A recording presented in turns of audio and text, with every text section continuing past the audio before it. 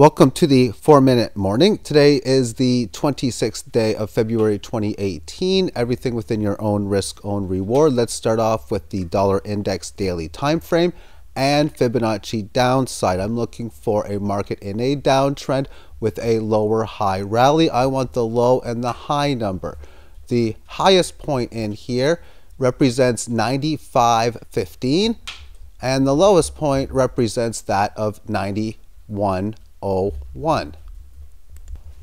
And when we calculate high divided by the low to the root of this and multiply the low again, and there we have the accurate formula up top. The answer to this number comes in at 88.54. It would be an area which it has found support. Now on 3 occasions it hasn't had much of a rally. I don't like to use poor rally attempts like this is the case for the next Fibonacci downside target.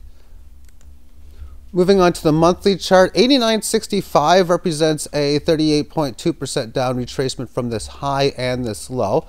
If there isn't that much of a rally, or even if it does rally up to resistance at 92-ish and falls back lower, do not be surprised if, of course, it makes it down to its next level, which is in at under 82 as a 61.8% down correction. Back to the daily, the battle lines are being drawn within this range level of around 90-ish and the 88.54, and a break of either one can give you an idea where the next key move should come into play. I expect the dollar index to continue its decline throughout the year 2018, but any type of short-term moves are expected as well.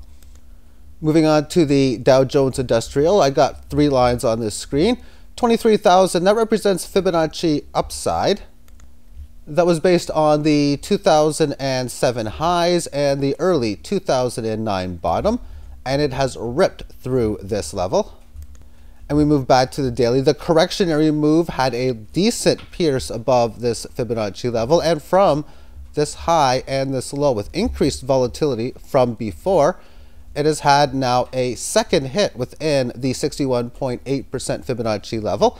And getting above there, this will give us a lot of indication that this down move, for this time frame anyway, is nothing more than a scare move, and that we should make a move breaking resistance to about the 28,000 and change level. We have silver, yeah, just hanging in there, but it is so neutral on the long-term time frame that it just seems to me when I'm ready to buy some, I know the price will be somewhere in or near 17-ish US dollars, and it has been for years. Bitcoin now, cryptocurrencies on the daily time frame, finding support at the 18 average of lows so far. We look at this on a shorter term time frame, and we'll use the 60-minute. It has got above this 9,800 resistance level after several support tests, so decent size break.